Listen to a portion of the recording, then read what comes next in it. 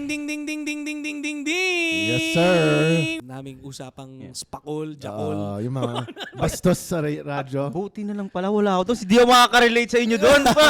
And sa mga hindi pa nakakaalam, we are already running a noontime show called It's THOC Time! Yes, Welcome back. I see a red hair guy in TV, yung mga clips. Pero sinasabi, lahos na yata. Lahos na yun si KenJhons eh. Hindi pwede yung red-haired ni Mr. Mainit because there's already mammoth. So so dun pa lang medyo mainit na ako. Parang ayaw ko. Parang hindi ako.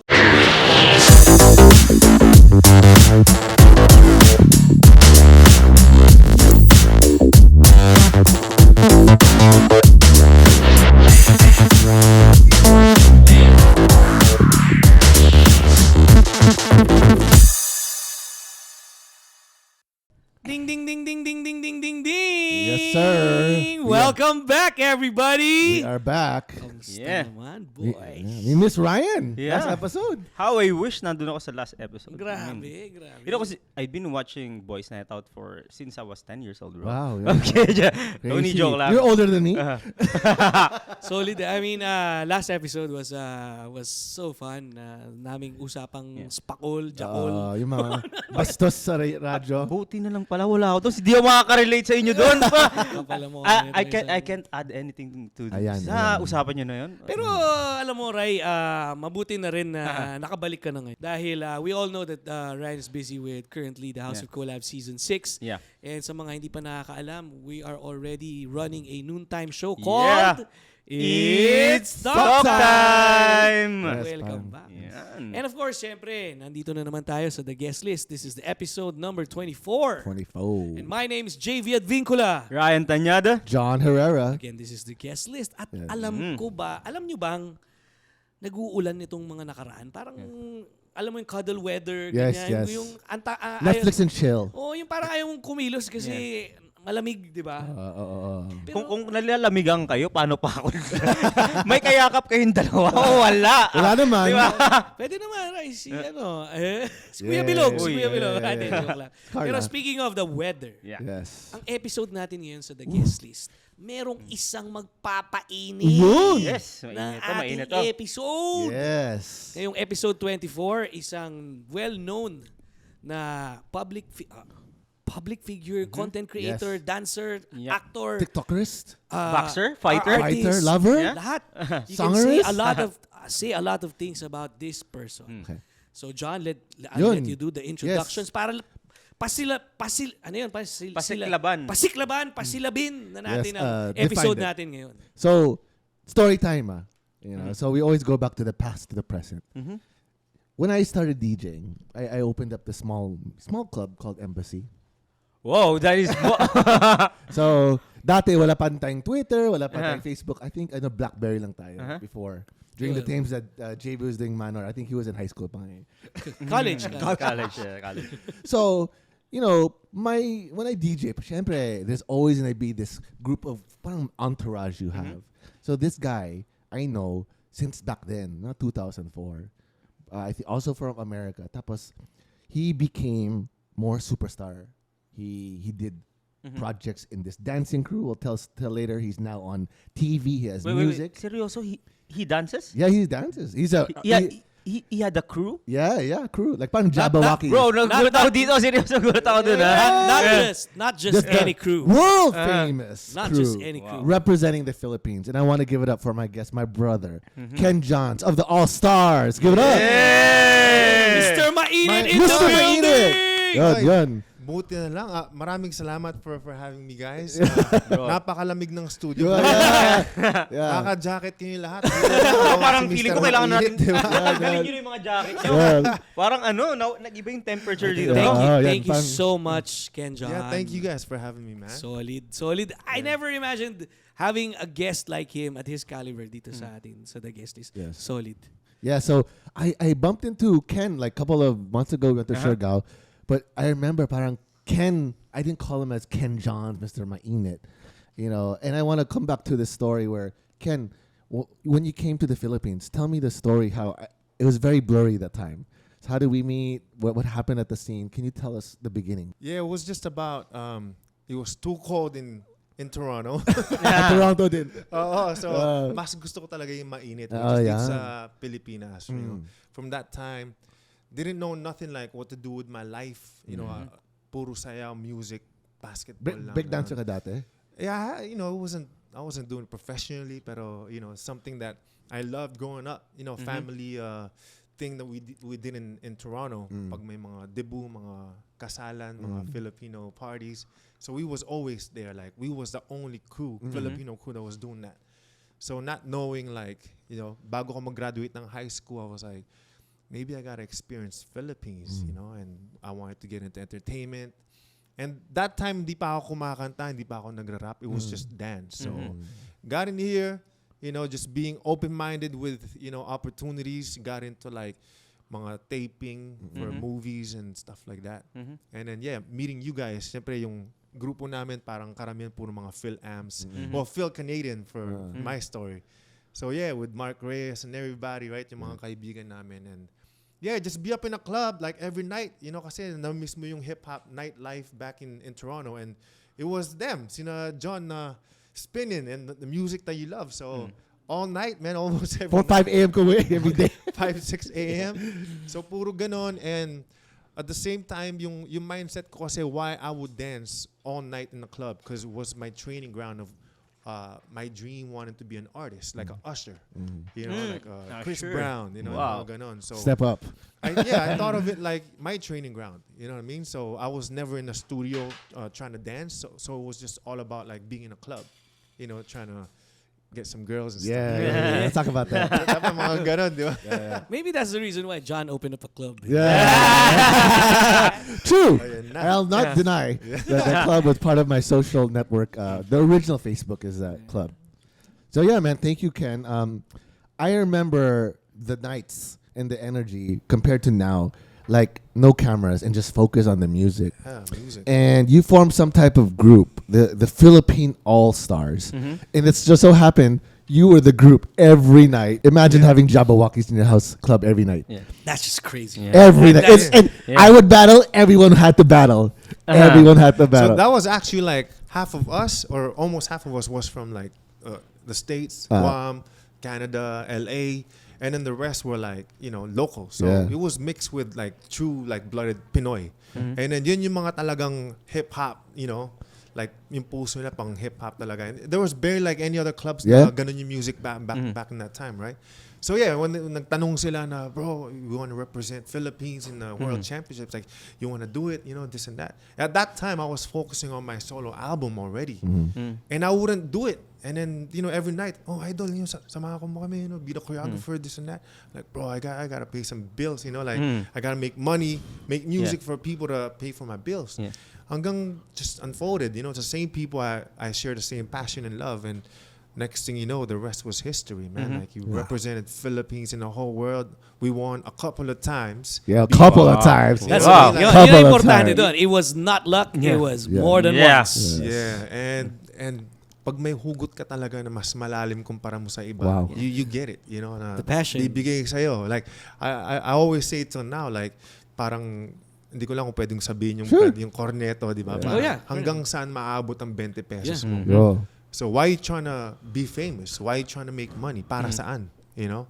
So for me, kung saan mas malayo yung mararating ng trophy na yan o yung grand prize money, dun niya ibibigay.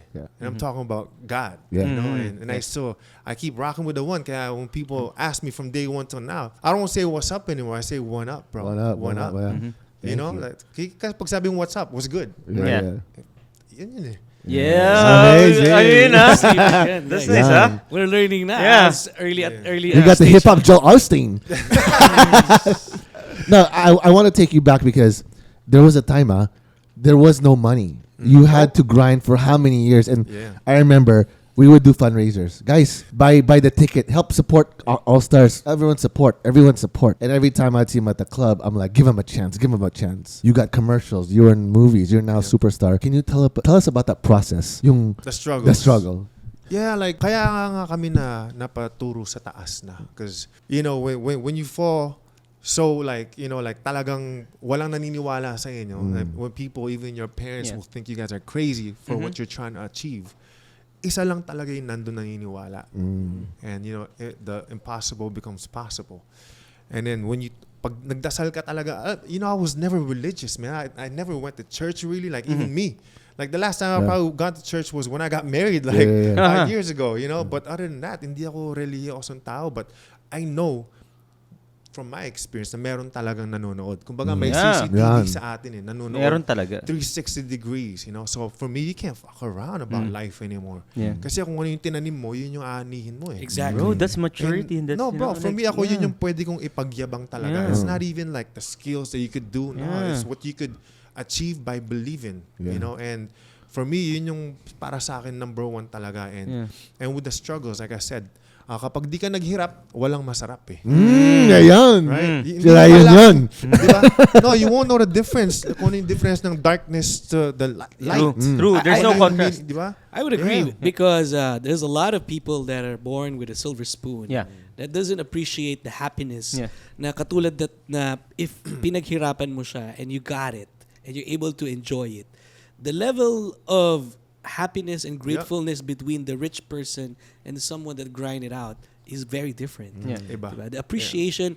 Let's say you buy your first car, or you're given a car by your dad or something like that. If it's given to you, yes, it's fun, but compared to someone that worked hard for years to buy his first car, Even second-hand car. even second-hand, the way that they will take care. I'm not saying all, but this is kind of like human behavior. Yeah. Diba? So, naniniwala ako sa sinasabi ni Mr. Mainit na, you have to go through all these struggles. At the same time, the victory is sweeter. Sweeter. Yeah. Parang yung mga, since we're NBA fan, like yung mga championship, like idol ni LeBron, right? He lost so many times first before he got a championship, right? You would feel yung sweetness ng championship mo kasi you went through failures and failures.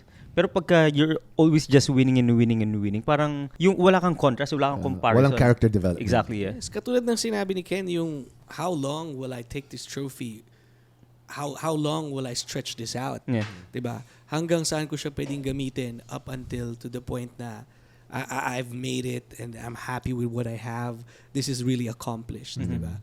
So, ika nga ni Ken, ni John, daming industries na currently nandun si KenJhons. And as of that, in the past, what's the most yes, of course, the Philippine All-Stars. Is that the point of your life na nandun talaga yung talang turn up? Yeah, definitely. I mean, because talking about pag mahirap or mayaman ka, mahirap maka-appreciate, di ba? Like, I grew up in Canada, so I was more privileged than most kids that time. And I had my family support back in Toronto. Pero pinili kong mas maghirap. I didn't want to be comfortable and achieve something that's just sakto lang. Pwede na, may trabaho ko na dyan. I could have taught dance, hip-hop dance in Toronto and made some pretty good money. Yeah. Pero hindi siya parang wala siyang sense of achievement kasi saktong hirap. So I went, that's why, packed my bags, went straight to Philippines. Di na ako talaga bumalik. And my whole family's out there. But then, they'll never realize it. Kasi sa akin, that's what makes me keep going kapag nahihirapan ako. Yeah. And that kind of like led me into leading the All-Stars where they always like complain to me like, bro, bakit kailangan pa natin maghirap ng ganyan? Bakit kailangan natin magpakapagod, masugatan, or nasusuka kami sa mga training ganyan. Yeah, like why do we gotta go through it like 2-3 months before we compete in the World Championships? And na-realize ko, kasi hindi ka pwedeng magkaroon ng liyab kapag wala kang nararamdaman na hirap Diba? So wala kang fire ipa-perform and for the world to feel if you're just chilling. Walang you can't feel nothing, chilling. Right? If you're just chilling, walang vibration wala kang liyab. You're not gonna be fired up. Right? So you challenge yourself, you go through the struggles so you feel alive. Right? Hindi yung may pera ka nga pero you're freaking lazy, just couch potato and you don't feel like getting up because for what? And then till you find out bakit, para saan, what is your whys? Content creators, Right? to our content creators, I hope you guys are watching, because you guys will learn a lot from this. I mean, he came from a privilege, quite more privileged than other kids that time. Pero he still binigay pa rin niya lahat, and I'm pretty sure you guys can relate.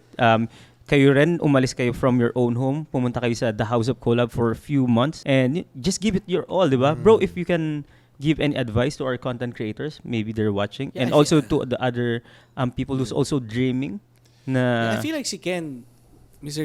Mainit, ayaw niya ng shortcut. yeah. Parang you do. I feel like, am I right? Or Yeah, kasi if you build a building or empire like in a week, you Foundation. might just, mahulog lang din yan in a week.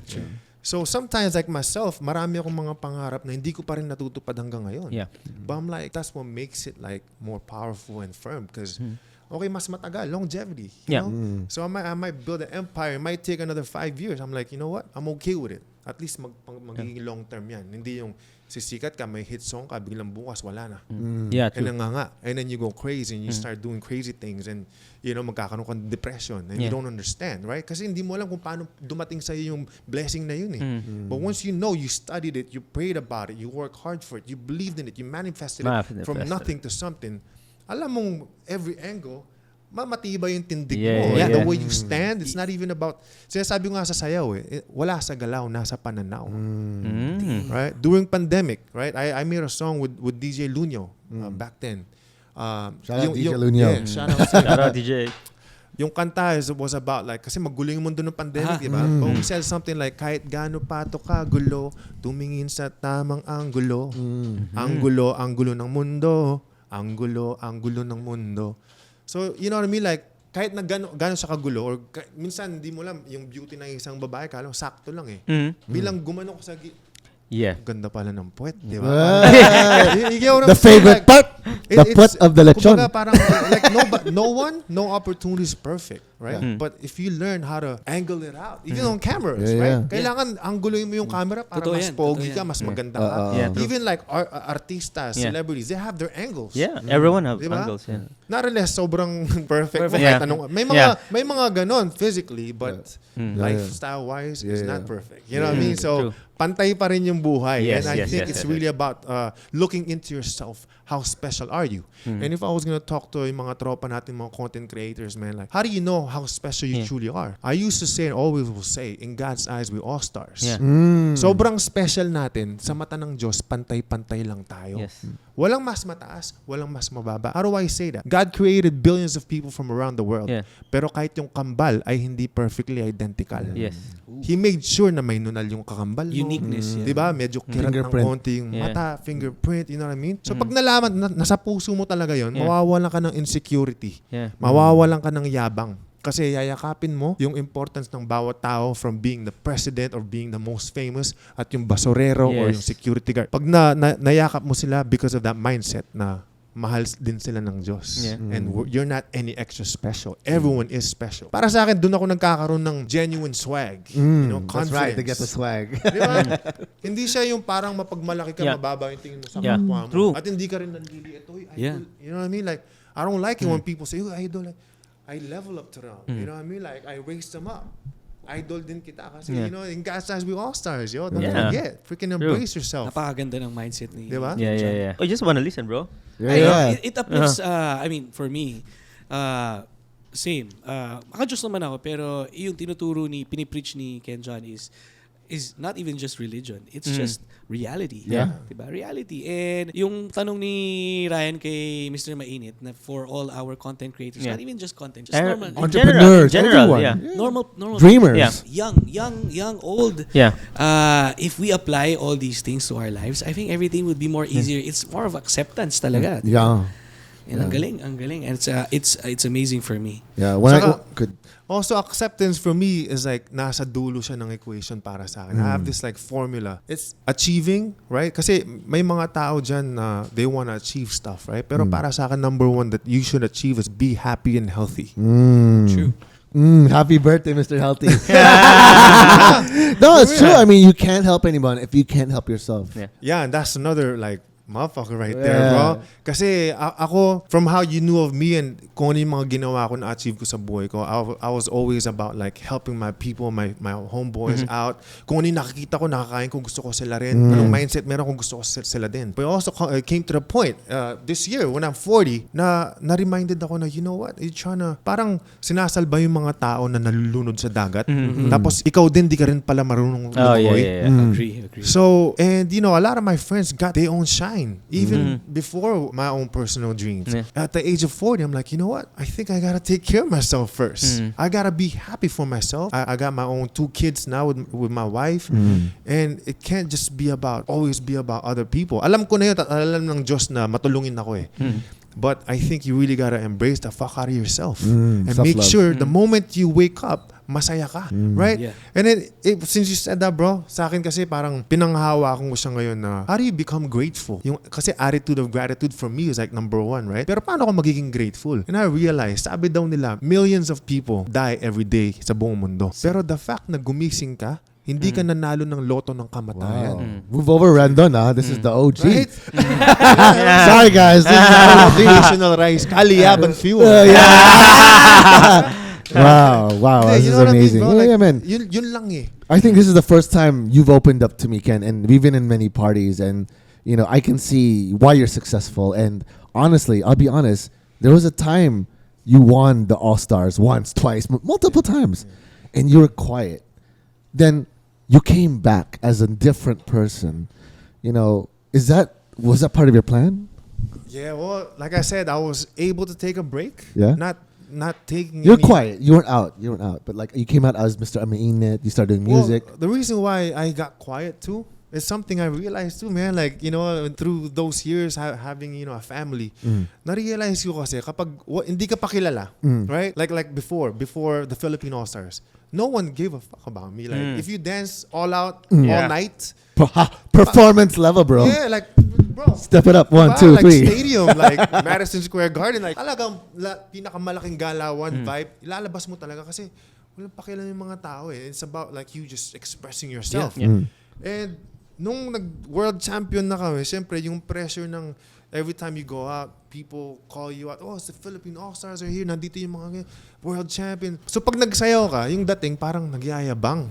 Kasi 4K world champion, so he's gonna show his moves or whatever. So it made me like kind of like, parang nanliit ako instead of like telling people how good I feel. Like it wasn't even about that anymore. Since I felt that, gusto ko yung ibang tao naman makaramdam. Because pag malakas yung dating mo, malakas yung aura mo, parang ikaw na. You know what I mean? Like people wouldn't want to step next to you. They want to compete. Like this, John knows. Man, malikot ako sa club dati. Like I can't stay put. I would dance from every corner to the DJ's booth to the back. Lahat, bro. You know what? So it was your club, eh? And I know I'm aware. It gets annoying. But that's because that's how bad I wanted it. I didn't give a fuck. I wanted to live my dreams and titignan ko kung yung para sa akin. And when I did see a bit of it, what do you call that? Parang the height was too much. Parang nakakalula. It was too high. You're on top of the world. Yeah. You know what I mean? You've never been there before. Yeah. And pangarap ko yun personally, but good thing I was with a crew. So nakaka-humble din, but at the same time, ganun kalala. World famous, man. Like Jabberwocky level, bro. Yeah, I mean before Jabberwocky. They're like probably the inspiration of those kids. I'm sure a percentage. I'm not gonna be like I'm sure. Lalo na mga Pinoy, because after All-Stars, everyone wanted to be dancer. Dance crew. Even school is my dance crew. Dance studios. Naging parang you gotta crump like Chris Brown. And of course, all the guestings, all the opportunities that came after, diba? It's very fulfilling, and I do believe na once you get that height that you mentioned nga, Ken, medyo iba rin yung if ikaw lang, you might do something crazy that can easily take everything away. And as you mentioned, it's good to have like a support system, which is your crew, that will keep your feet grounded, diba? But still, it didn't. Ganong kalala. Can you imagine like yung mga mayayaman, yung mga ina-idol ng mga artista would bow down to us. Wow. Diba? So parang ikaw, it's gonna get into your head. Right na may especially if you're young younger, pa, diba? tapos madami kayo, and there's different, may iba-iba yung mindset ng mahirap, I always had to fight them. I'm always like the bad guy in the That's group. me. Like parang KenJhons kasi Jan Joy. You know what I mean? And then they never saw that angle, but I mean, but you put the group together, and if I would say it kind of fell apart multiple times. It wasn't perfect. No. Drama, away, and they're all from different parts of the world. Sobrang hirap. Like, but you have to be the coach, you have to be the asshole, and you have to be the mentor. Yeah, you have to be the father or the brother. Sounds like THOC. Yeah. Mahirap talaga, but I'm not gonna, I don't regret a moment of it. Like, for me, it's experience, So kung gaano kahirap yun, it makes me the Mr. Mainit I am now. Yeah, true. So I learn a lot and see different perspective and then so yung time na yun, nakalimutan ko yung question mo kasi ang daming kwentong pwedeng sabihin. It's okay. I love this story. I mean, no, you're now Mr. Mainit. You're doing music. I got shocked when you came back when I joined TikTok. So I joined TikTok 2-3 years ago. I learned it. Yeah. I'm posting now. So I have 5,000 followers. Guys, follow me. Lagay niyo yung lagay niyo yung username ni Naka 3 videos, naka 3 million na. Speaking of you mentioning that, I forgot to say this. Sa lahat ng mga nanonood na nandito, please do follow FAIRFAX Network Channel on Facebook, Instagram, and on TikTok. Saan nga ba tayo mapapakinggan, Rai? Apple Music, guys, Spotify. Buzzsprout and Amazon Music. Yes. Share nyo yan, guys. Itong episode na to napaka-init. Of course, with the one and only Mr. Mainit. Pero bago tayo bumalik ulit kay Mr. Mainit, ano muna, guys? Kasi iinit na to eh. Usapan na to eh. Yung init na to eh. Kaya naman, iinit na to. Kaya naman, guys, papaalala ko lang, no? The opinions expressed by guests and hosts are solely theirs and do not reflect the opinions and beliefs of the show, channel, or its affiliates. I think we're getting warmed up now. Pero hindi pa tayo, low heat pa tayo, bro. Low heat. Papainit na. Nalaman na natin ang humble beginnings and mindset ng isang Mr. Mainit. Now let's go into some juicy information and details. And of course, let's spice up the conversation. Simulan mo na yan, John Herrera. Yun. What is the most memorable moment that maybe a story that you haven't shared that isn't that can also story? But unheard story. You don't have to say names, but you can say this is when I made it, and baby, like this fucked with you. This is like shocked, like mind fuck. I don't know, maybe or some story that you can inspire everyone. Well, para ma-bridge siya sa topic na yan, I guess me being the Mr. Mainit now, late bloomer of social media. For sure, bro. Even I don't know much about TikTok. Actually, DJ Lunyo. Si Ting Ting King lang talaga. Ting Ting King. Eric. From Kembutan to Suntukan. Hey, Eric, collab podcast soon. Eruption. Yeah, so I mean, realizing where I came from and who Mr. Mainit is now. So yung being the quiet person, achieved, international fame, this and that, naging tahimik kasi he wanted everybody else to rise with him. After having a family, na-realize ko, man, I'm 40 and I want to keep going. May mga unfulfilled dreams pa ako. And people would say, bro, past your prime. 40. I'm like, you know what? Yun yung gusto kong patunayan eh. Diba? Para yung mga imposible. Yeah, remember when they say the two words that you can't and the two words that you respond is watch me. Yes. Diba? Okay, so one of the main things that pushed me to go out there, with my knowledge of, being here on this planet Earth, right? Yung mga, everything that I learned, it's too much for my kids to handle. Hindi siya pwedeng tuturuan ko na yung mga anak ko. I taught inspired maybe hundreds or thousands of people from across the world. And what I have 10 years after that is even bigger than I was when I was with the All-Stars. Hindi ko siya mababattle up na tatahimik na lang ako. So redream again. Yeah, and I'm like, you know what? Like, yung sinasabi ng reincarnation na baka na next life, I'm like, you know what? I'm 40. I got the mind, power, spiritual, everything. I could still achieve new things in life. Kahit hindi sayaw, could be whatever. I started getting into motorcycle, building, customizing motorcycles, mga cafe racers, yung mga ganon. I got into now the battle of the YouTubers. So I got back into basketball. And who would have thought I'd be like boxing right now? Yeah. You know what I mean? And I realized if I want to keep showing my kids how to be, you can't just tell them. You got to show them. You got to be what you're trying to preach. And, kung past na yung kinakwento mo, they're not... Now, na-realize ko, I don't even have to tell them anymore. They just watch me and be like, you know what I mean? Like even people would take pictures. Sanay na yung mga anak ko, pag may mga idol, they're gonna step to the side. You know what I mean? Like, they get it. And I tell them, Papa, they ask me Papa, why are they taking pictures? They like what I do. I think they feel my happiness. They want to be something like this, So it's easier being a father now to teach my kids. So I gotta make sure masaya muna ako, nagliliyab muna ako before them. Because if I'm not happy and I'm trying to tell my kids to be happy, sabihin nila sa'yo, why dad? Ikaw ba masaya? Every day, every morning I'm so excited to wake up. And the people that knows me now on social media as Mr. Mainit, mainit talaga akong magmahal. But pag tinapakan na yung kaluluwa ko, lumalaban ako. Kasi hindi pwedeng maging sobrang bait kasi katangahan na yun. You gotta stand your ground. Stand for what you're fighting for in life.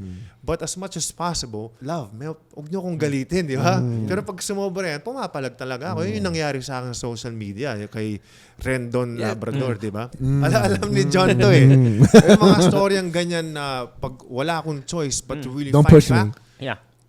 I'm gonna do what it takes to, to fight for my life. And medyo delikado ko, as for my brother would say, because growing up, malaki yung mga buto ko kasi. So I got like big, like even now, going to like bare knuckle, I won the first title of bare knuckle here in the Philippines. And I never boxed, I never fought, right? And then yung mga fighters sa dugout, na dumidikit sila sa akin, bro, patingin yung tignan yung fist ni Mr. Mainit. If you would check, bro, tingnan mo. Yeah, man. So hindi ko na biglang may init pa lang pwedeng lumabas ng ganito. And for me, sabi ko sa mga tao on my vlogs, ako si Mr. Mainit. Ayoko ng kalaban, gusto ko kaliyaban.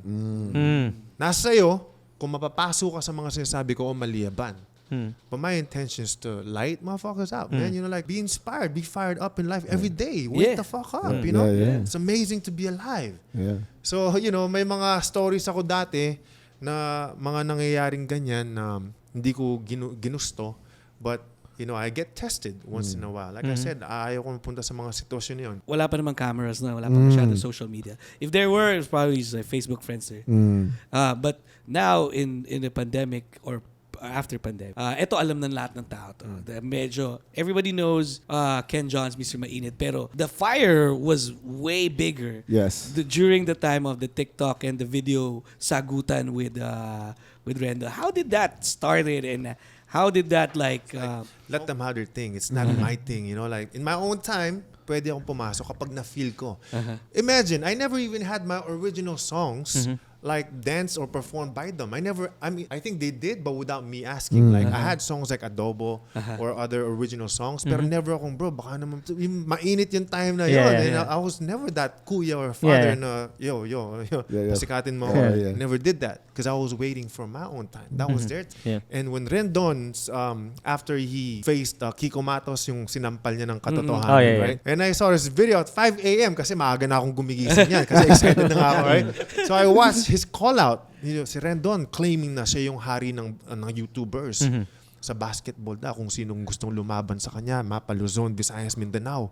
I-hashtag niyo yung video, hashtag bagyong Rendon. Para level of respect to the guy. Kasi motivational siya about life. Kasi bilang kumaliwa-kaliwa na yung pamumuhay niya, di ba? So, anyways, may sariling opinion kayo doon, but I do respect everybody kung ano yung diskarte nila, perception of how they want to freaking roll with life and but dati yun parang nasagian ako ng yabang niya na parang ako kasi before even dance I was a basketball player growing up in Toronto, right? So 20 years na ako din nagba-basketball pero sabi ko 2 months lang ako magba-basketball, kaya ko to. Wow. Na feel ko na like kaya ko talaga to. So that moment, nag-video na kagad ako. Yung mga miracles ng All-Stars, baliw talaga. Crazy. Like, umiyak ako, punit, mag-isa. God was talking to me. Na sinabi niya, kailangan ko kayong mag-world champion. Right? I had that. So every time, may mga time na hindi nangyayari. But kaya nga acceptance. So ikaw may sala niyan, hindi kasalanan ng magulang mo or ng Diyos. It's you fucking chose that. You know what I mean? So if you want to walk like that, yung swag na medyo pangit yung timbre mo, then people are gonna get that vibe from you. Na parang may something. Mabait pero may something. Energy. We feel more than we see and hear. So that's what I say na you can't fuck around in life anymore. Especially pag alam mo na kung paano siyang mag-operate talaga, that highest power, you know what I mean? Like, it could be alien or we don't know. You know what I'm saying? Hindi natin alam. Could be, man, like, sa akin, yung dasal ko talaga, Lord, ikaw yung kausap ko, yung gumawa sa akin. And you know who you are, the most highest one. Hindi ko na kailangan dumaan sa mga pangalan kasi iba-ibang religion yan eh. And for me, once you put religion, it puts barriers. It makes you feel better than the other religion. Which for me, hindi nga eh. Pantay-pantay nga tayo eh. So tanggalin na yung pangalan. Alam naman ni God na pag siya yung kausap mo eh. Whatever name you call it. Diba? And he sees your heart, man. Yeah. Hindi kasi, no, even, okay. He see I through might you. be called, how about Jesus Christ? You know, like in the name of Jesus. I mean, I grew up being Catholic and Christian. Yeah, amen ako to most stuff. But I'm like, I don't know about names. You know what I mean? Like, what if caveman ka? Hindi mo makakausap si God kasi hindi mo kilala yung Jesus. You know what I mean? Like, sabihin mo lang sa puso mo. 333. Jesus plumbers. You know what I'm saying? Like, synchronicity. I don't disrespect. Like, there's many stories. So I'm not gonna be like, I don't know about that. But for me, alam ko, nanonood siya ngayon. And that's all that freaking matters. You know what I mean? Hindi yung, like, for me, bro, nagmumura nga ako, yo, God is the fucking greatest. Is he gonna freaking, you know, like, shoot a lightning down to me? Like, slightly. You know, because even the words can't even express how amazing he is. So kahit magmura ka pa dyan, diba, beyond words. Agree. So for me, it's really your intent. Ano yung hugot mo? Why are you saying what you're saying? Para saan yan? And for me, once you have that, man, wala kang kalaban. Kaliyaban lang. Diba? Yan, niliyaban ni Mr. Mainit si Ambon daw. Oh, di ba? Sunog. Yeah. Until now, bro, hindi ako kinakausap ng mga yon, yung kampo ni na makagago. Yeah, so I'm like, I wanted to be like, you know, be human, you know, like with them. Like, they never wanted me to be a part of their show because I burnt it, bro. Like, sinunog kulat ng mga tao nag-doubt sa akin. And I said, fired up. Fired up, the same thing as one up. So if you can't be walking with me because I have the light, man, I'll pray for you. Hindi ko gusto yung gusto ko nga makaliyab ng tao eh. But apparently until this day, I've been out of that show. Wala akong friendship sa kanila. So if they don't want to be a part of this light, how I walk, I don't gotta force it to people, right? Kung sino na yung ready eh. So, you know, Rendon's doing his own thing, so. Yeah. So, we reconnected in Siargao. We also have a common friend, Eric Eruption Thai. Yeah. He was also one of the cast in my group that was also there daily. He came a little bit later. He was also, Eric Eruption Thai was an MC dati. MC sa club. So, again, blessings happen after these things happen. This whole thing happened with you in the Battle of the YouTubers. Now, all of a sudden, the world is on fire. The Kembot dance team. On the trending. And I heard it wasn't even planned. Yeah, parang, again, God's blessing, you know, God's timing. I always think, you know, yung mga sikat, nope, parang, I don't say it's gonna happen, not him, but it's just hard to stay relevant or surpass different levels of gravity pulls you. And if you want to go to the universe, you gotta break through so many barriers. Can you explain how did that happen and why did it happen for you? Like, just tell me this process. So yeah, you know, knowing Eruption back in 2007, right? So Australia pa. And then flew out here and as All-Stars, we welcomed them. And then did his own thing, Showtime. You know, para siya yung next, like how he started, right? Second batch. And then you see now, the big guy, hindi pa siya Eruption nung time. Rick pa yung tawag namin sa kanya. Football team ba dati? Same thing, right? He would dance everywhere. You know, like, baliw din talaga siya. Nasa puso talaga niya pagsayaw and entertaining people. And he was already like missionary. Yeah. So he was one of those, I would like to save you. He'd bring the Bible. And so yung first time niya nagpunta ng Pilipinas was for that. He was a missionary. I didn't know that. Nung second time bumalik siya, in-inspire namin siyang bumalik dito because we believed in him na sharing he God. would be someone big, you know. And we would share the light with them kasi medyo nakapasok na kami sa industriya yung time na yun. So, and then for a while naging Showtime, naging Eruption na siya, right? Pero hindi pa siya talagang erupting. Erupting. Yeah, and one time, because of like, you know, crypto people, NFT, like so Marvin, MJ, sina Marvin, sina GU, sina Jerry, doon namin sila na-meet for the first time. It was because of Marco Celorio. Yeah. And then Eruption was like, bro, are you busy tomorrow? We have this thing. Kai Soto's gonna be here. We're gonna meet him. Meet and greet. So I'm like, it wasn't Kai Soto I was excited about. It was Eruption. Kasi parang matagal na kaming hindi nag-hook up na maging tropa. It's been ages, right? And the fact na he was already Eruption and I was just mainit. You know what I mean? And naging mainit ako pero he's still the guy. Ano to, parang coming out of nowhere, inaya ka niya or you guys had been planning for this? Actually, I messaged him, Kiko Matos and Wamos yung time na yon para marinig yung Wamos Cruz para marinig yung call out reply ko kay Ambon Labradog. Di ba? So they helped me out get through my message across to them. And it was those three powerful social media guys that time na nag-vouch para sa akin na makatawid yung init ko, ganun. So and then when that happened, tinulungan ako mag-TikTok, this and that. And a few months after, siyempre hindi kami ganun ka-close na ni Eruption yung time na yon. And then, he messaged me like from time to time, bro, you wanna play ball? Siguro parang tinetest niya kung sino yung mga tropang pwedeng makiinit or sumakay sa, TikTok or whatnot. He's the guy that first got me into like doing TikToks, man. Like, may magbabasketball kami, tapos, bro, TikTok tayo. Si Ryan. Tapos wala sa outfit, di ako sanay na magsayaw. Like, normal outfit lang. Like, napilitan ako. Like, you know what? The fact na ini-encourage niya ako, ini-enganyo niya ako. So I was grateful. I had to be grateful about it, right? So, and then when he asked me, yo, come out, we're gonna meet Kai Soto. So it wasn't really Kai Soto I was excited to meet, but it was him inviting me. I'm like, bro, the fact that you invited me, bro, like, I'm grateful about it. So anyway, so makita ko siya sa BGC, walking around with him. Alam mo yung laking tao niya, di ba? And then you see like titas, lolas, little girls like, eruption! Like, like, and hindi pa siya erupting. Right? So eruption, pero hindi yung erupting. And then, so nasa meet and greet place, restaurant kami lunchtime. We were talking like having a deep talk about life. And I was like, yeah, bro, about, kasi godly siya, godly din ako, spirit. And he's like, how do you, enlightened? How do you, like your energy with people, like people love you. Like, sabi niya, man, the thing with me, bro, like, makakita lang ako, mapangiti lang ako sa isang face ng isang tao, tita, lola, I've done my purpose in one day. So parang naalog ako na, the fuck, magpapatalo ba ako? This is my collab time. Di ba? Parang, uminit na naman. Napakasa ako na, damn, alam yung parang this big guy, you know what I mean? Like, ganun pa rin yung hugot niya. And nakaka-remind, nakaka-proud na. And then, like, few minutes after we were talking like that, these three guys, right? Sina GU, Jerry, and MJ that we never met ever. They're like, Eruption, pwede ba kayong makapag-collab sa'yo? Tapos parang, siyempre, lalim ng usapan namin. Ako, alam ko na yan. Tangina, kikembot tong mga to. Back the fuck up. You know what I mean? Yung vibe ko talaga, gumagana.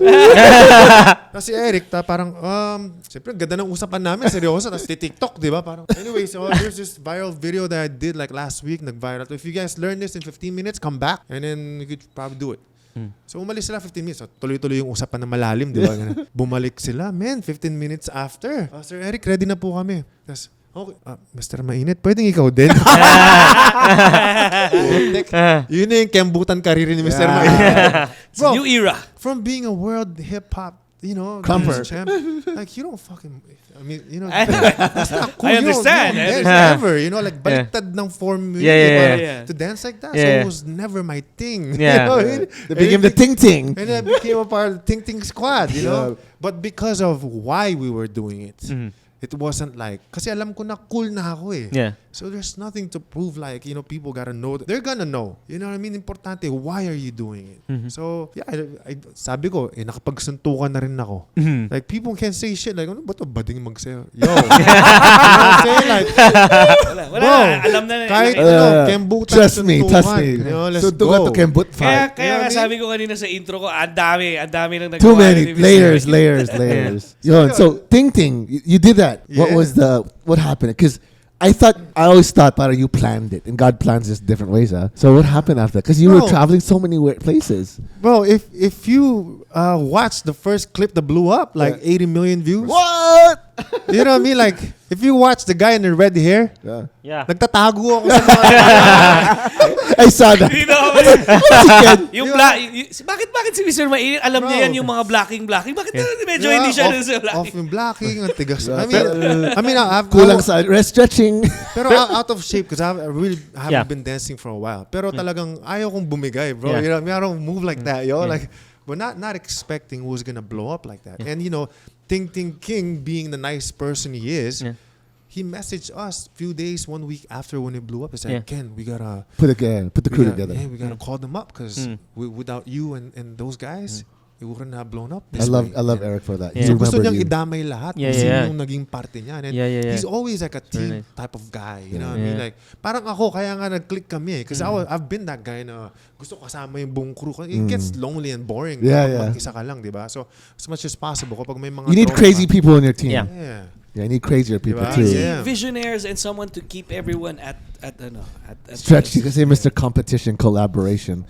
And to my word collaboration, I think that's the secret. You collaborated, you're uncomfortable, but you gave faith and belief, and Yeah, bro. And when we met up with them, we we got along. Like MJ, yung mindset nila sa buhay, like it's beyond. And you be like, damn, okay to. Like ibang gawain nila, yung routine nila everyday, but yung hugot, yung mindset nila parehas. May hunger. Yeah, yung nagbabalot ng kung ano yung ginagawa or pangarap natin. Iisa yung hugot eh. So that's when I'm like, there's something about these guys. So that same day, nag-open forum kami. We ate at a restaurant that same lunchtime when we did like a QC or Manila tour.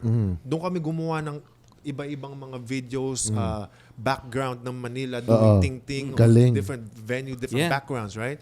So yun, nung tinanim namin yun, that was for like another week.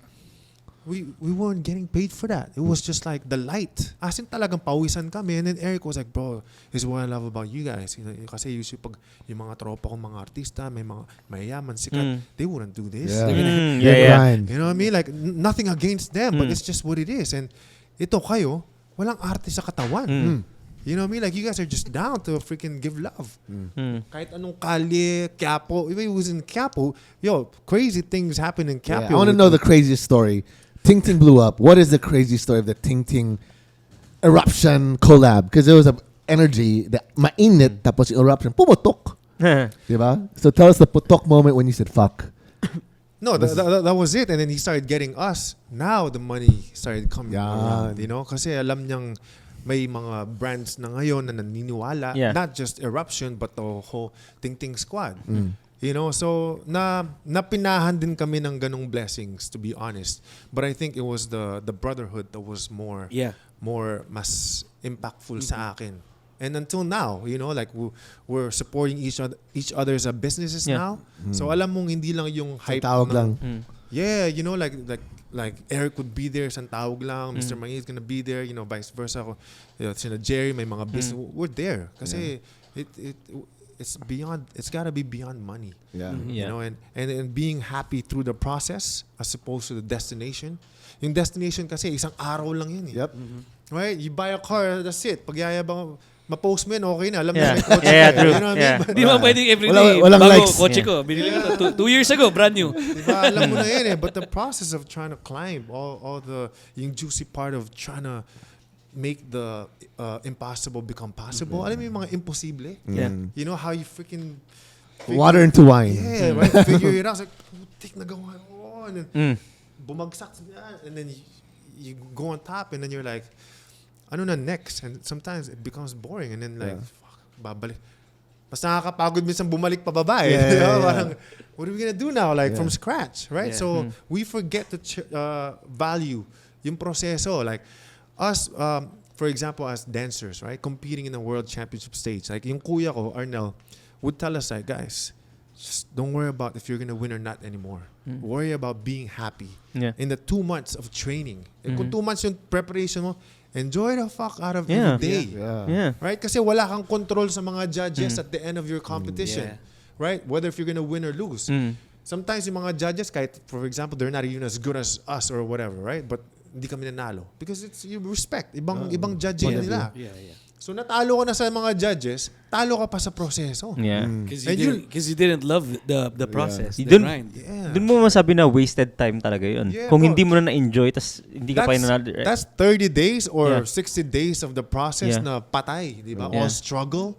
Tapos nag-aaway-aaway kayo, hindi na-appreciate yung isa't isa. Just embrace through the process, man. Diba? Kasi hindi mo alam kung ano yung bukas eh. Dahil doon pa lang in any competition, kapag ka marami ka nang natutunan at lumakas ka, na-hone mo yung whatever sport, passion, or hobby that you do, you're already a winner eh. Diba? And plus bonus pa, yung relationships that you've built. Because 2-3 months is not short. It's long. It's compressed learning. It's 4 times happening How in a year. many times you rehearse in a day? Like, I mean, hours? Hours from like 6 a.m., bro. Like, as in the whole day. Even back with the Philippine All-Stars, from like 9 a.m. to like 1 a.m. Wow. I used to be a dancer in elementary and high school. We used to compete also. And naniniwala ako dun sa sinasabi ni Ken na may times talaga susuka ka eh. Susuka ka sa pagod. And, and the trainings was also very meticulous. But that was a young age. Imagine the scale of what they're doing in the professional level. Diba? Baka hindi lang pagkain mo yung sinuka mo, dugo pa yung suka mo because of the dedication that you need to do. And the style of dance that they're doing is a full body, like, gyrating, flipping in the air. Yeah, it's not. Step it up 1, 2, and 3. To everybody that's watching, Magic Mike shit. Not naman Magic Mike. yung TikTok na nakikita niyong sayo ngayon, that's just minimal effort. Kembot. It's the Kembot thing, right? But the real dance that they're doing is really the art, the whole shebang. Yeah. Anyway, bro, let's remind them where to follow us or where to watch us. You can all watch us on FAIRFAX Network Channel on Facebook, Instagram, and on TikTok. And then we also have our audio. Yeah. Yes. Spotify, Apple Music, Amazon, and Buzzsprout. Yes. And ito, syempre, nagaling na tayo sa medyo mainit, mas mainit. Punta kaya tayo sa pinakamainit na tayo. Punta tayo sa pinakamainit. Pero before that, again, bago tayo punta sa pinakamainit, disclaimer ulit.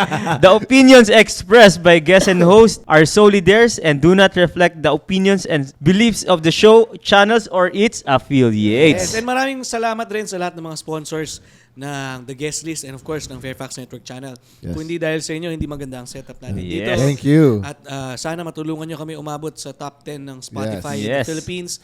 Pasok na isa sa ating produkto which is More with Morenx. Top 6 in the entire Philippines on Spotify. Galing Morenx, top 6. Wow, Morenx, we're very proud of you, Morenx. Grabe naman si Morenx, episode 200 na yan.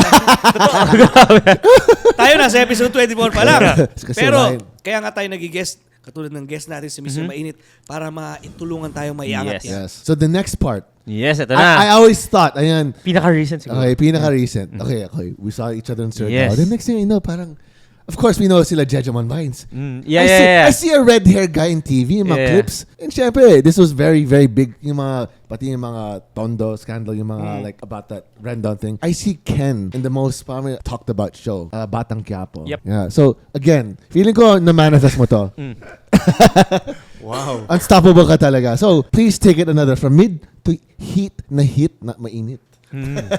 Well, yes, sige. Medyo talon ng konti with the help of, syempre, shoutouts Kiko Matos, tsaka si Champ Mammoth, you know, because Mammoth, the guy with the red hair, nasa Batang Quiapo. So, siya yung nagpasok sa amin dalawa ni na Kiko Matos. And initially, I never really wanted to do it kasi hindi ko siya pangarap talaga maging artista doon because mahirap yung puyatan, all that stuff. So, yung scheduling and everything. So I never really wanted to do it until he asked us for the second time.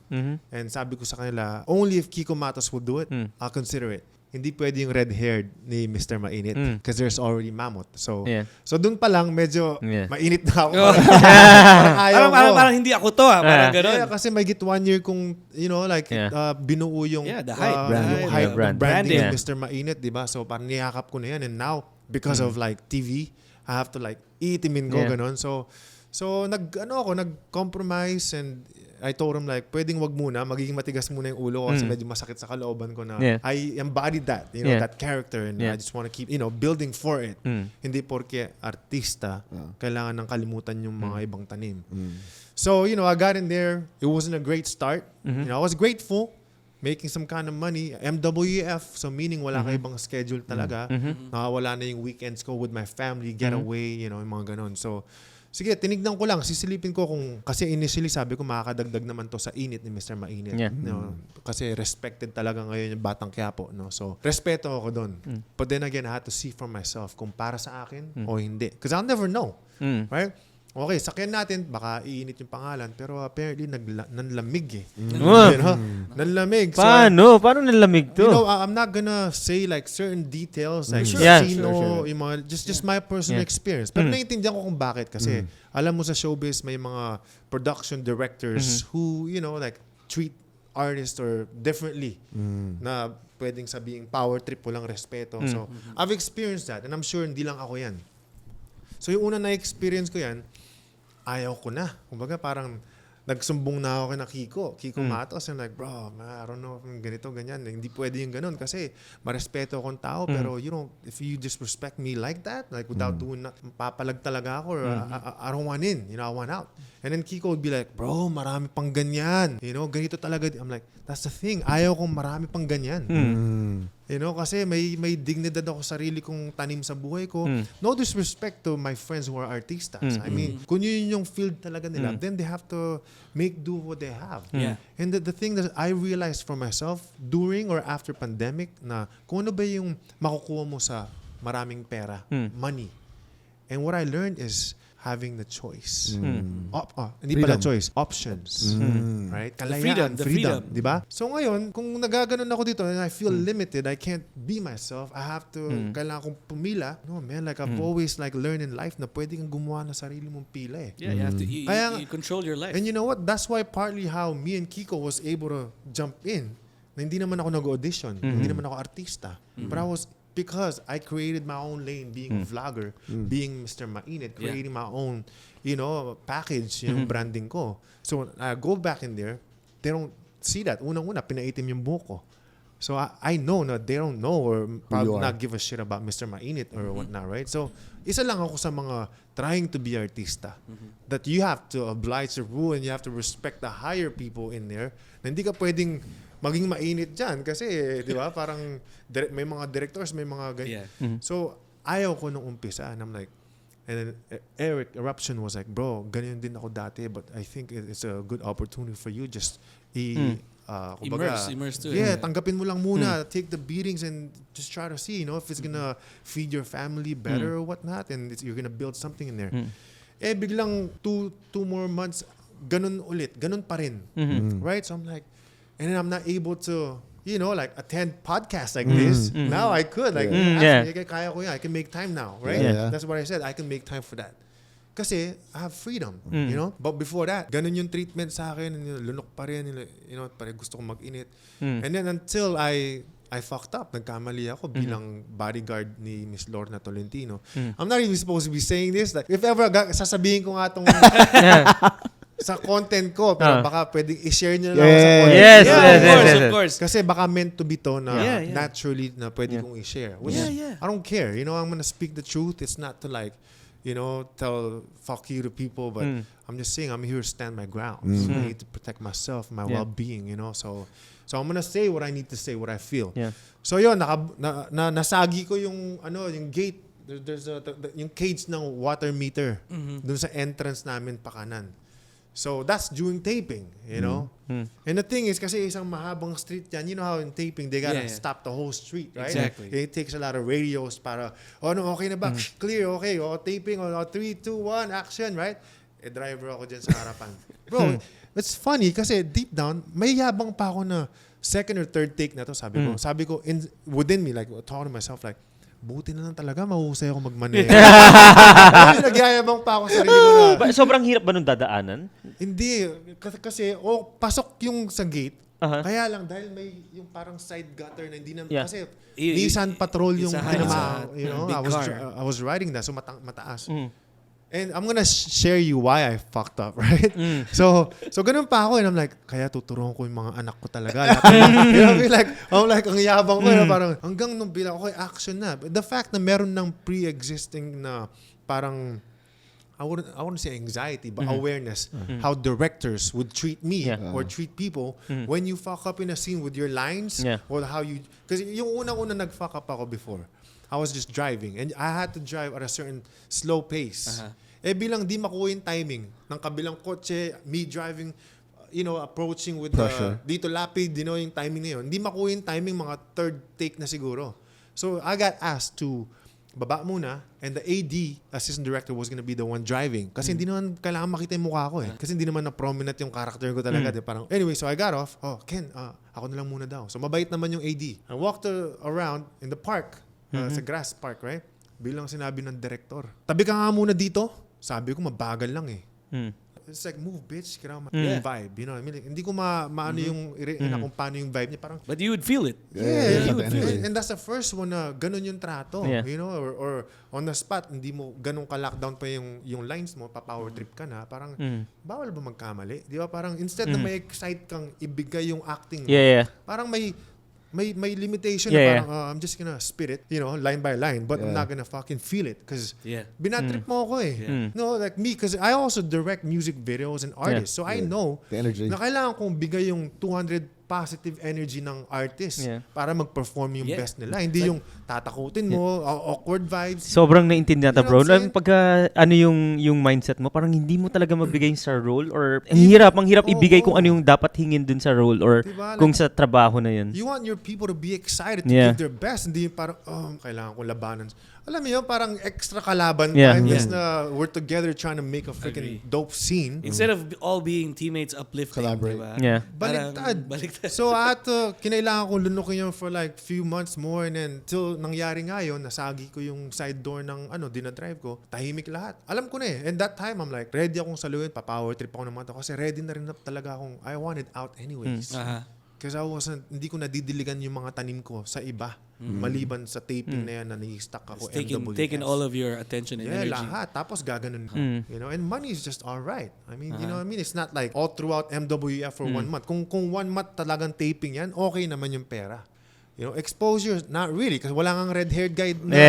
Parang hindi mo pinoprogress sa reason. So, binabalance ko lahat. And you know what? I think this is a sign na tapos yung tahimik lahat. Hindi ako parang, you okay? Pasensya na, brother. Kasi ganyan. Walang ganon. So I'm like, they don't give a fuck, bro. And then, alam na mga stuntman OGs, they're telling me, don't worry about it. They're not gonna make you pay for it. Kasi usually pag ganyan, either insurance or production yung may sasalo niyan. And then we asked like our friends who are directors also on TV, sinabi nila, production or insurance, not unless asshole sila. Ipa-power trip ka. So, I got called out 2 hours after, asking for my number kasi tatawagan daw na ako ng talyer. Diba? So, alam na this. Yun. Mainit na. So, with me, I'm on set. Ayaw ko maging Mr. Mainit because if I did, I'm gonna exchange like knowledge, like what are you trying to do? But being professional, okay lang pong tawagan niyo po yung number na lang ng manager ko, which happened to be my wife also. Oh, yeah, pwede naman. So, they exchange numbers. Sinabi ko yung nangyari sa wife ko.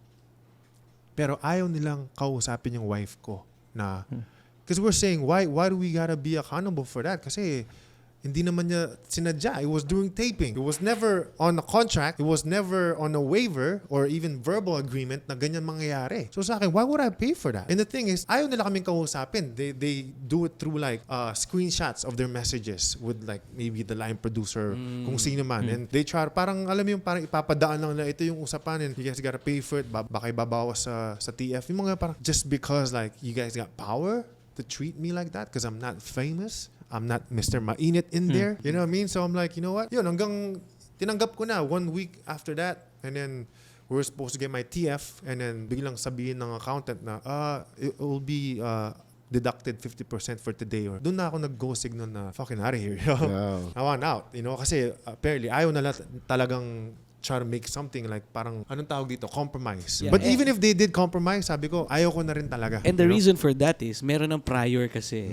There's a prior event that happened to it. Yeah. And I feel like, I agree with you na when it comes to a point wherein there's so many things that adds up, and then you look back and ask yourself, the mere fact na tatanungin mo yung sarili mo na, masaya pa ba ako sa ginagawa ko? That's already the sign. That's kind of like the deal breaker there. Yeah, and then, my wife being the great wife that I have, she's like, Bud, kung di ka na masaya dyan, I wouldn't be happy for you also. I'll support you. So, she'd be the one managing me, like, writing, like she's a writer for TV, right? So, kasi ako, kaya ako magsalita. But then, delikado pag ako nagsalita, pwedeng mapuno, right? Almost came to a point I was gonna grab my cell phone, para i-vlog the shit out of it. Kasi yung last one na nag-tick off na ako, sinigawan na naman ako. So may kasunod pa. Yeah. Okay. Right? Kaya sabi ko, ikukwento ko mabilis lang ha. So yung imagine, first thing in the morning, right? Kiko Matos, KenJhons, right? Not Mr. Mainit. So I'm gonna say my line, the director is here. And okay, say your line. Wala pang cameras, so you don't know where the angling is, right? So I'm gonna say my line to her because she's asking for your lines. Tapos bilang sabihin niya, maghaharapan kayo, kayo kakanta? That's too much. Like, first thing in the morning, like you haven't even directed us what to do, where to look. Parang So lulunukin ko lang yun. I don't wanna blow up on it. And then the afternoon, biglang makikita ko yung kotse na nasagi ko. Ano na ulit? Polish na ulit. Right? So everyone knows on the set na, oh shit, yung kotseng sinira ni Mr. There's that. You know, alam mo, they be talking shit behind my back. You feel that, right? Alam mo yun. And then, bilang sinabi yung kasama ko, bro, bali ko na magdadrive ngayon. You know, like, not even telling him, like, brother, pasensya na kasi alam mo naman yung nangyari kay KenJhons, no? Yeah, so, sinabi ng production, ikaw na muna doon magdadrive. Ganun.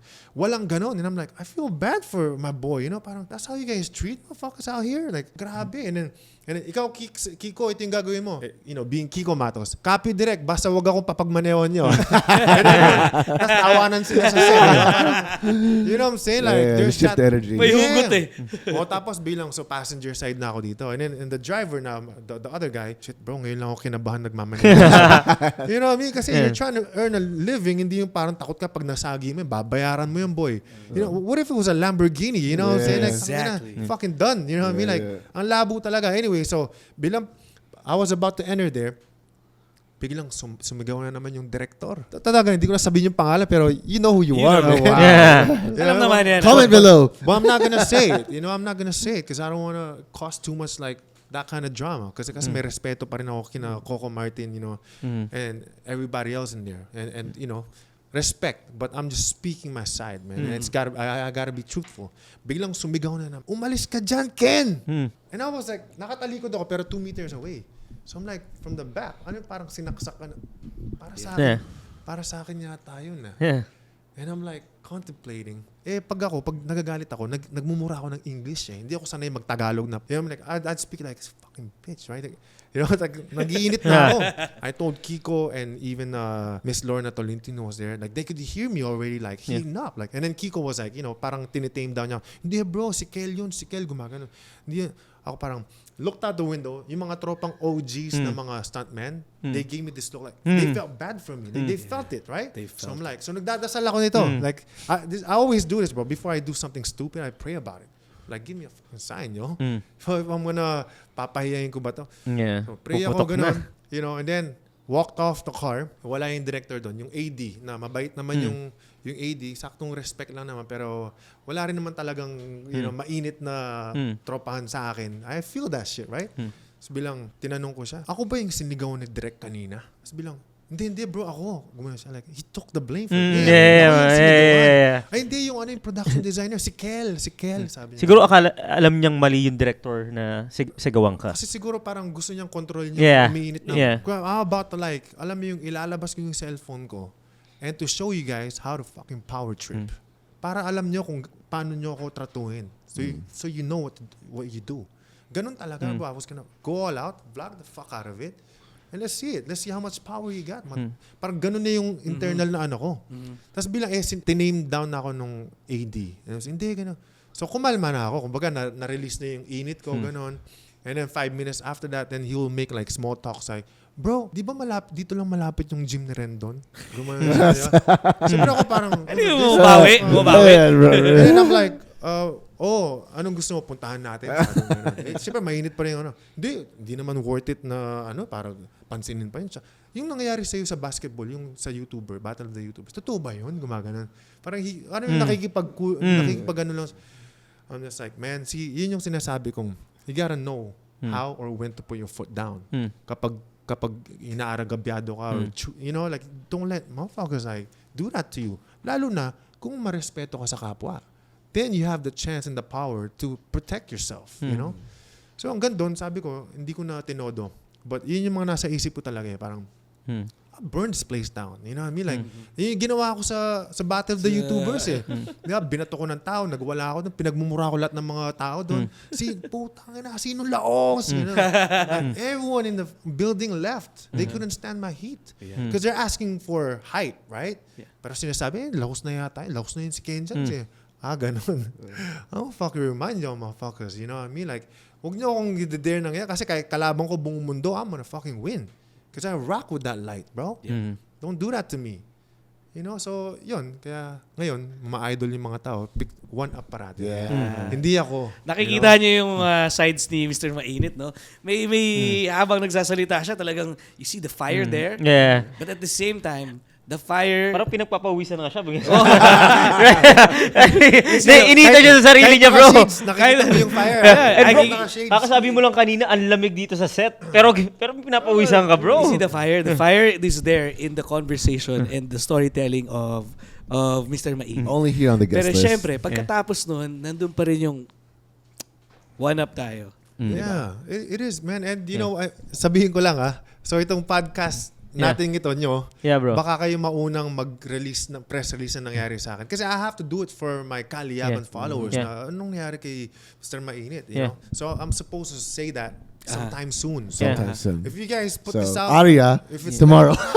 I mean, if something na kung re-release mo, pwede na siguro natin i-connect to or let's forward connect yung podcast na to your and the thing with body, bro, the truth. Iniisip ko kung gagawa ba ako ng scandal na magwawala ako or just you know, like statement.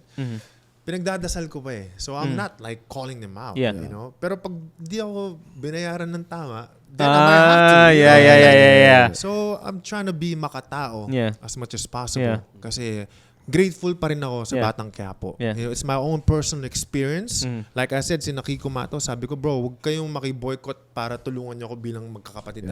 You do your thing. Ibang entity ako, you know what I mean? Like, respeto. So, salamat sa inyo, but I gotta do my own thing. Yeah, like even in the entertainment, not only film, TV, radio, DJ, and club life, there are situations that you need to walk out of.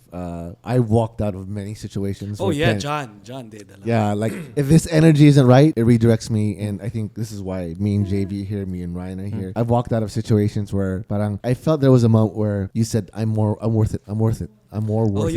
Yun. Parang, may sinabi si KenJhons na parang, alam mo yung value, yung team mo, yung kalidad I don't mo. need this shit. I don't deserve this shit. Yeah.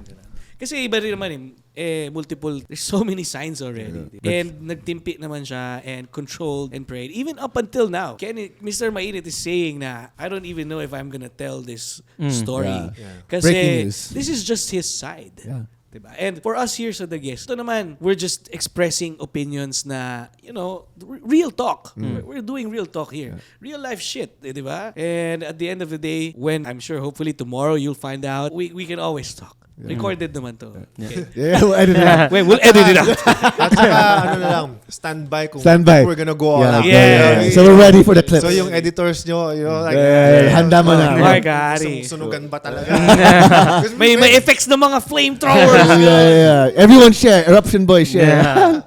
No, I think also one of the reasons why we created the House of Collab and Ryan and JB can, because I've been in the industry and have friends in the industry who were not taken care of. And I have friends still in the industry and they're like, grabe dyan, ayoko mag-taping 48 hours na. Tapos these are the top level people. And you know what I'm talking about. And they're friends of mine. And I feel sad because talaga, there's the industry needs to change. And I think there's a shift in this industry. And I think that's why TikTok became so great, because you don't need to go to a taping, I'm not saying it's the best money. It's okay money, but a TikToker today in the States can earn much more. And we've seen it. Crazy. Yeah. And I'm sorry if I have to squeeze again our house, the House of Collab, because some of them, you know, we have content creators for sure that, you know, daming reklamo, this and that. But mostly, ng mga artista, celebrities na nag-guest natin are saying na yung experience nila are far worse. Yeah, the story of Mr. Mainit. Daily. Actually, almost all of them. Na mga natin na parang sinisigawan sila, ganto ganyan. The way they were treated, even if they are already stars, you know. And then how about yung iba, konting lang, then feel privilege agad, like, you know. Entitled. Anyway. Okay lang bang well, since I'm out from that show. So, mas nagliliyab ako ngayon. Uy!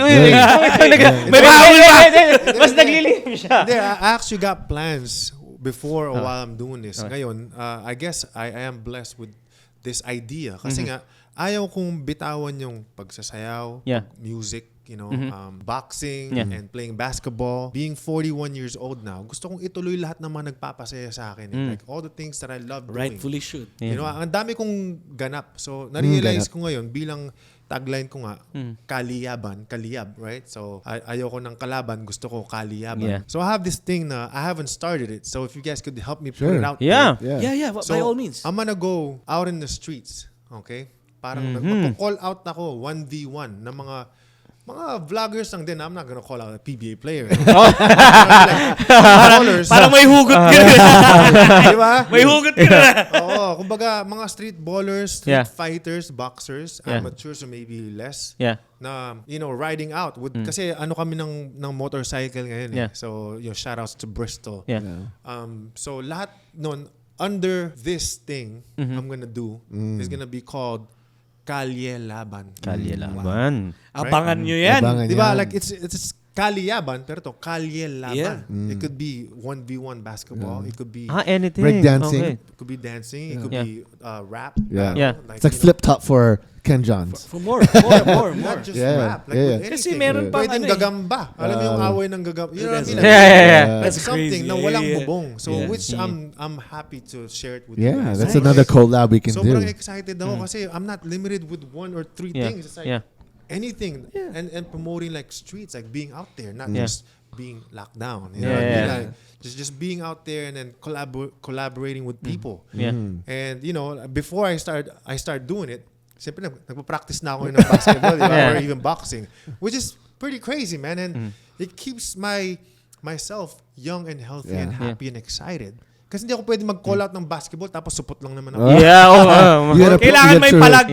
I think this is more for boxing. You know what I'm saying? Delikado, nakakatakot. Delikado din bro kung professionally mga kalaban mo like real trained talaga. Hirap yun. So, parang Rocky moment na to. It's the Rocky 4, 5, 6. It's like your comeback moment. Yeah, and I think it's gonna be ito talaga ako.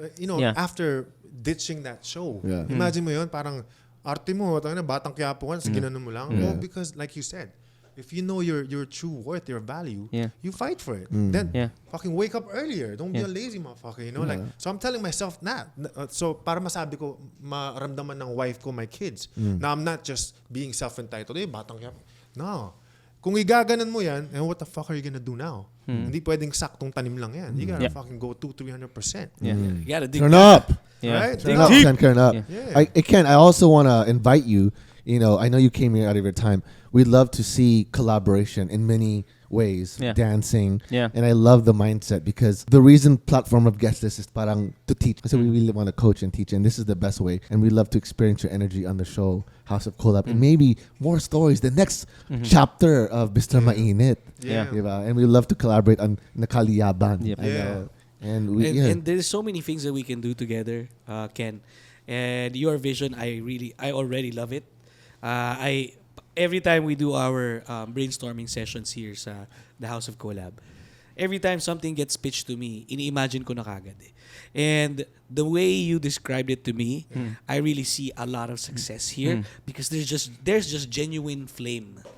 Diba? Na parang you yourself, I'm ready for this and I'm gonna prepare for this, like you said, diba? Pero may boundaries tayo. Bawal tayo sa it's attainable, realistic, diba? And of course, and yes, there's risk, and at the same time, you're ready. You're ready na parang, diba? This is what fuels me. This is what I like. So gusto ko yung mga ganyang ideas na buo na eh. Buo na yung ano. And saying na buo na, bago ko itutuloy itong Kalye Laban na to, I actually tried it for myself. Namimigay ako ng gasolina. Kasi motor rider na ako. Yeah. Free Kalyaban fuel, I call it. Kasi di ba si Ambon Labradog, motivational rice, di ba? So I came up with my own Kalyaban fuel. Like, parang energy drink yan. Yeah. For the riders. Gasolina. So yung content ko, I gave it a try because since I was thing with the motorcycle. So came out of my own pocket na Kalyaban fuel, libreng gasolina kapalit sa isang suntok sa tiyan. Wow. Right? Pero 1 litro lang. Pero kung gusto mong full tank, akong susuntok sa tiyan mo. Right? Because first it was like, suntok sa tiyan. Hindi, susuntokin mo ako sa tiyan, ako magbibigay ng 1 litrong gasolina. Pwede, ganon. Pero sabi ko, sir, kung gusto mong full tank, pero akong susuntok sa'yo. I think we need to have someone like that. Collab tayo. Si Ryan. Ryan, ride muna. So, dun napunta yung idea ng In terms of the right side mo yung waiver, bro, kailangan ko pa hanggang season 100 pa yung THOC. Bro, the crazy thing is, after I had like 1,000 pesos from my wife as my budget for fuel, right? after I did that first thing in the morning, it was successful. It went 500,000 views, 500,000 in one day. Very nice. Right? First type of yung content na Very ganun. nice. What was funny was the afternoon, pupunta ako to get my muffler sponsored for my big bike. Papunta ako doon to meet up with Eruption. One line na lang yung gas ng motor ko. Siya pa yung nawala ng gasolina. Bro, isang daang piso na yung laman ng bulsa ko. Kaya ba to? Like, it's freaking crazy, right? Ang yabang mo, nagbibigay ka ng gasolina. Sarili mo motor, wala. Yeah. But now, because I have people like brands, Imprint Custom, like they're giving me like clothing to give out for the people that want to be a part of my content. So, hindi lang siya galing sa labas ng sariling bulsa ko. The collaboration. Bro, actually, yung sinabi mo na yan, nakarelate ako dyan kasi yung content ko before is giving to people, no? So, may ginawa akong content before na parang gano'n nagbibigay din ako ng mga ganyan. And then, at the time, gabing-gabi na, gutom ako. And then, when I look at my wallet, I also have, actually less than 100, like 70 pesos. Like, I gave things to people, pero ako, nagutom na ako lang. I don't have money already that time. Pero Ken, yung binibigyan lang ni Ryan, puro chicks lang. Oh, yeah, that is not true. You can see it in my content. Puro chicks. Chicks lang. No! Bakit magandang babae yung kasama? Actually, wala pa ako nabigyan ng talaga. Maliyab, bro. Maliyab pala. Joke lang. Doon si Ryan mainit. Dude, I think we're going to see more collaborations. Ken, if there's anything you would like to promote, please promote it now. Your social media, your content, your YouTube. Yeah. Thank you guys. Una, maraming salamat. No, thank you. Yeah. Thank you. Collab, the guest list. Yes. You're always on my guest list. I know, right? You're always on my Yo, Ken, I was like, yo, you're on my guest list. I just say John and plus 25. I didn't know how many were like plus 50. Go plus whatever. Yeah, man. So yun, salamat. It's great energy out here. I'm grateful to you guys allowed me to share my lifestyle, my experience, my story, and 5% pa lang yun. Yeah. Pwede tayo part 2, part 3. Part 3, level 1 lang to. Which way I could help out, vice versa, tulungan. Yeah, of course. Yes. Kasi ako, ang dami Collab. kong mga pakulo. Kaya mainit, I have a lot of them. So if you guys want to be a part of the lanes that I want to experience, magawa pa, mga panibagong miracles. Possible to possible. Limitless manifestations. Actually, gusto ko yung sinabi nun kasi usually parang sinasabi nila, parang mangarap ka pag bata ka pa. Parang sinasabi na pagka if you're kind of older, you cannot dream anymore. You can still dream at your 70. You can still dream at your 80. You know, you can't stop dreaming, kaya right? mo yung 50, di ba? Yeah. Wow! Optimum skin, thank you. Dapat may mga end goals tayo to achieve a certain something, right? Kasi pag wala, may you're gonna be lazy. So you have to have a purpose. So marami akong gustong to put out there, like I have banda moto. Wow. So we're on motorcycles, like mobile, may mga portable speakers and microphones and guitar that we would play anywhere in the parking lot. So that's one thing that I want to do that we already started doing. And so with that, I have sherbet. Like I make ice cream with no... Oh, sherbet. Sherbet. Kala ko it's sherbet. Sherbet.com. Yeah, sherbet pala. Pwede di ba? Sherbet. Okay, He was gonna rename it, something like that. Yeah. But no. So it might be like Isla Sorbet now. So we're rebranding it. But so I have that, and it's made from being a Kapampangan. So yun yung dessert na favorite kasi ko growing up in Pampanga. So I have that, and then again yung Kalya Laban. For that. Yung liyab, abangan niyo yan. And just keep following me on Facebook, Instagram, and YouTube. So para tuloy yung liyab. You guys stay fired up. Ako yung solid kaliyaban nyo, Mr. Mainit. Mr. Mainit. Coming back soon. Yes. Okay. Anyway, guys, before we end, again, the opinions expressed by guests and hosts are solely theirs and do not reflect the opinions and beliefs of the show, channels, or affiliates. Napakainit nga naman ang ating episode ngayon. Yes. Grabe. We're so thankful that nandito si Mr. KenJhons, Mr. Mainit. Mas mainit pa. Napaliyab grabe na. Grabe yung revelation na, di ba? And then, I'm sure there's a lot more of story to talk about. At ito, ngayon pa lang, sinasabi ko na, ako mismo magsasabi, galing sa akin, magkakaroon tayo ng collaboration with Mr. Mainit sa lahat ng mga sinabi niyang we're gonna work it out. We're gonna work it out all the contents and we're definitely gonna support each other. I'm very, very happy to announce that ngayong episode 24. 24. Yeah. Thank you so much, Ken. Yeah. Thank you guys. And of course, sa lahat ng mga nanonood at umabot kayo sa punto ng video at ng podcast na to, thank you so much. Ako nga pala, si JV Advincula. Ryan Tanyada. John Herrera. And this is the Mainit Guest Guest List! List! 24. Thank you, everyone. Yeah. Salamat.